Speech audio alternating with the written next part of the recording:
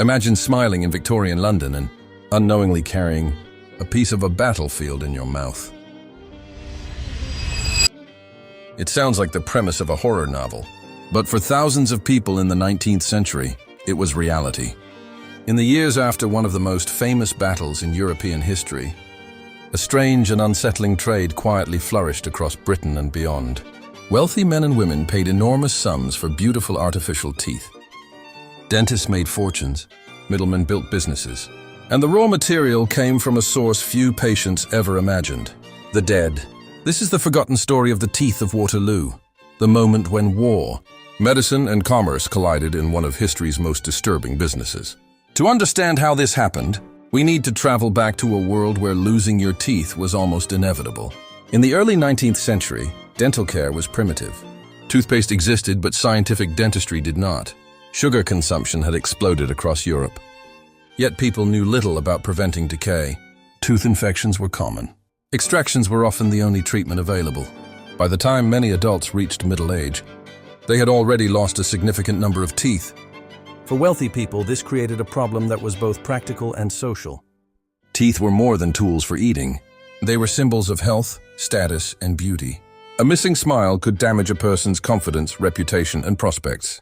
There was only one issue. Modern porcelain dentures had not yet become widely available. Synthetic alternatives were limited and often uncomfortable. So dentists turned to something else: human teeth, real teeth taken from real people.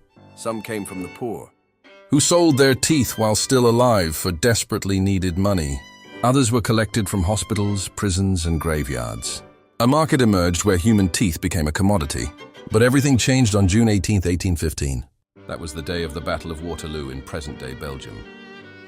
The armies of the French Emperor Napoleon Bonaparte clashed with forces led by Arthur Wellesley, Duke of Wellington, and their allies. By the end of the day, Napoleon's era was effectively over. The battle was enormous. Tens of thousands of soldiers were killed, wounded, or missing. And among those casualties was something unexpectedly valuable: young, healthy teeth.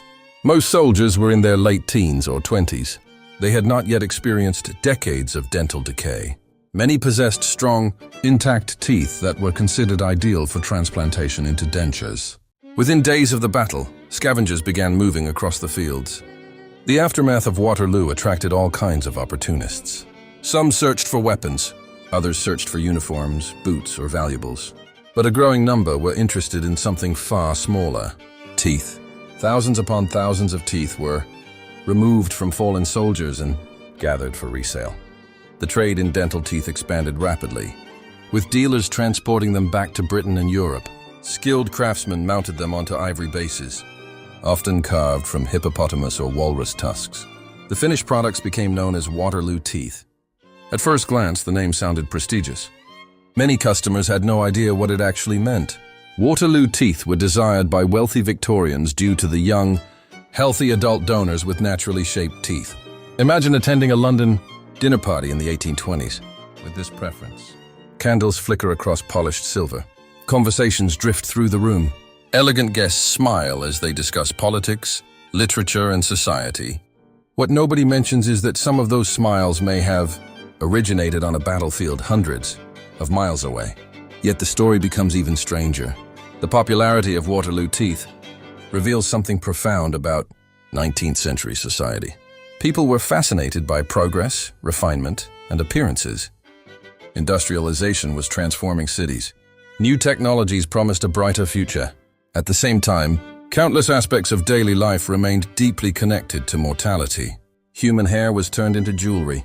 Mourning rituals occupied entire industries. Death masks preserved faces.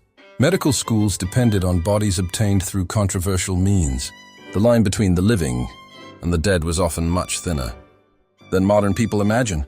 Waterloo teeth fit perfectly into that world. For dentists, the business was extremely profitable. Demand remained strong throughout much of the 19th century. Human teeth could be shaped, matched, and fitted into custom dentures. Wealthy customers were willing to pay substantial sums for a convincing smile.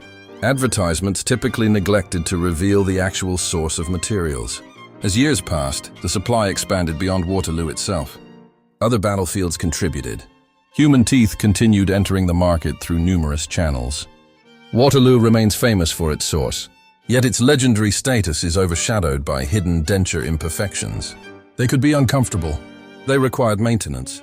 Some deteriorated over time. Hygiene standards were inconsistent. And as dental science advanced, better alternatives slowly emerged. By the middle and late 19th century, technological innovations began changing everything. Manufacturers developed better porcelain teeth, enabling practical and accessible, artificial dentures that convincingly replaced human remains. The age of Waterloo teeth gradually faded, but the legacy remained. Today, when we think about the Battle of Waterloo, we usually focus on military strategy, political consequences, or the fall of Napoleon. We rarely contemplate the aftermath of battles or consider entrepreneurial opportunities derived from them. This reality forces us to acknowledge the significance of history's non-historic actors.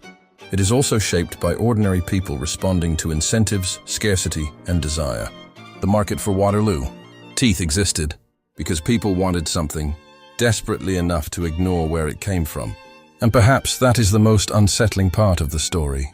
The individuals who purchased these dentures were not villains. Most were simply seeking normal lives. They wanted to eat comfortably, speak clearly, and smile with confidence. The dentists who supplied them often saw themselves as solving a practical problem. The traders who gathered teeth viewed them as valuable goods. Each participant had a rational explanation, but when viewed from a distance of 2 centuries, the entire system feels astonishing. A battlefield became a supply chain. Human remains became inventory. And one of the bloodiest moments in European history quietly evolved into a luxury business. There is a final irony here. The soldiers who fought at Waterloo expected to be remembered for their courage, sacrifice, or service to their nations.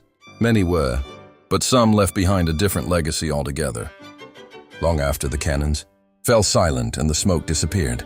From the fields of Belgium, parts of them continued traveling through drawing rooms, banquet halls, and city streets across Europe, not as heroes, not as names in history books, but hidden behind the smiles of strangers. And that is why the story of Waterloo teeth remains so unforgettable, because it reminds us that history is often far stranger than fiction. Sometimes the most shocking chapters are not the battles themselves. Sometimes they are the businesses built in their shadow,